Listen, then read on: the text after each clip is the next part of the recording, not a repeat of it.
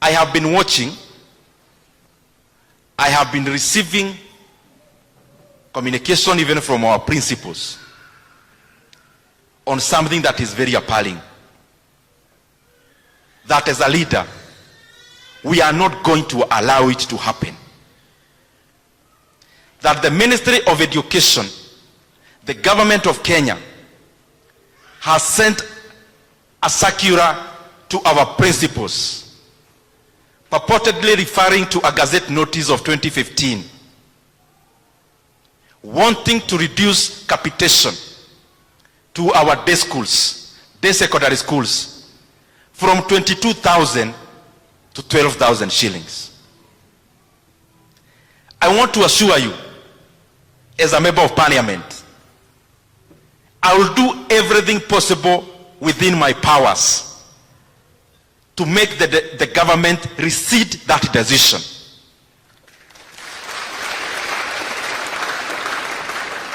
Because education plays a very critical role in development of any country. In a country like Kenya, ambayo mapato iko chini, I know firsthand because of Kiharu Masomo Bora that even some parents cannot even afford to pay the 1,000 shillings we charge for school fees. Now the government has written to our principals in day schools that now the parent will be paying 9,300 shillings on top of what they have been paying for food. And therefore they are taking the fee for day schools from what was around 12,000 across the country per year, that the learners will be made to pay over 20,000 shillings per year in our day schools. We cannot allow that to happen. Kwa sababu huyu mtu ambaye anaambiwa alipe hiyo fedha akikosa, huyo mtu atakuwa gharama kubwa hata kwa nchi kama hatapata elimu. And I want to request those who are in government, even all of us, including myself as leaders, as a leader, we are all beneficiaries of our communities, taking us to schools. We are all beneficiaries of our country, giving us a through pass to go to school. We cannot digress. We cannot go back. And I have seen there is a penchant, there is a concerted effort, almost deliberate, of taking away the free basic education in Kenya. We keep seeing conflicting information.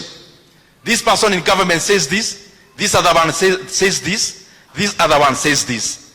Now the culmination is setting a circular to day schools principals to add school fees from January. I want to request our leaders, all the money we are using to manage politics in Kenya is more than enough to say to our day schools to make even day schools free in Kenya. And we have to get our priorities right. There is no way you'll come, you'll do baraza sponsored by government in the same budget, then you come to tell us that there is no money for capitation for our secondary schools in Kenya.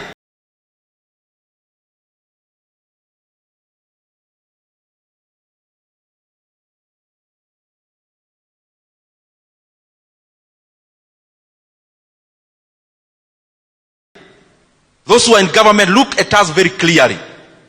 And I'm looking at you directly.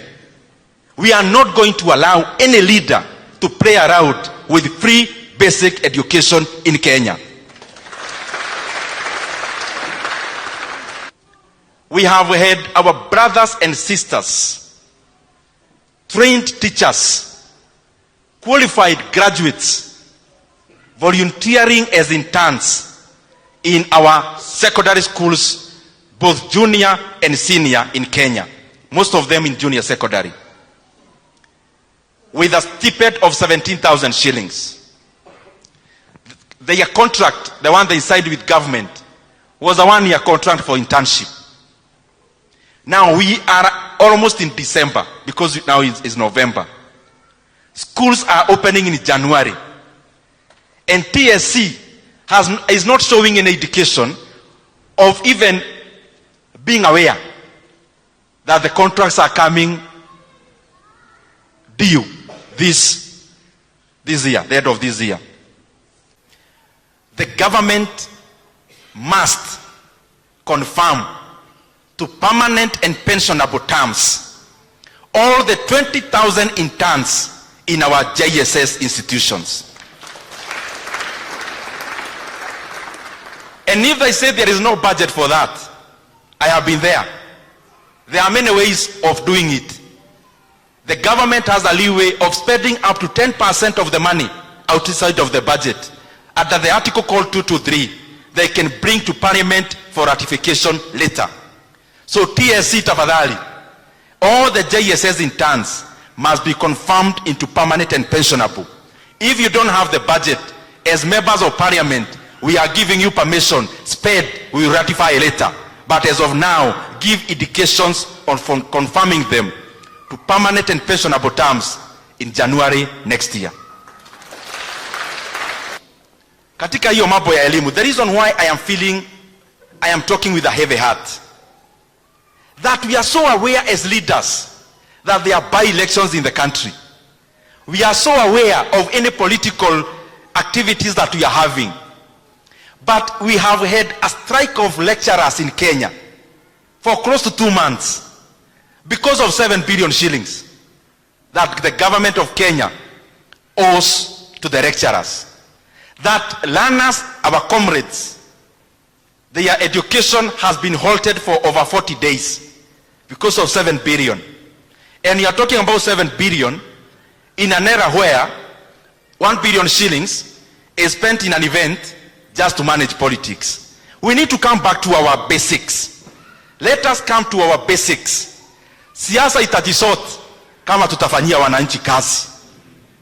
Wachana na kumanage siasa kutumia billions of money hidden in many confidential votes. Remove that money from those confidential votes. Confirm JSS interns.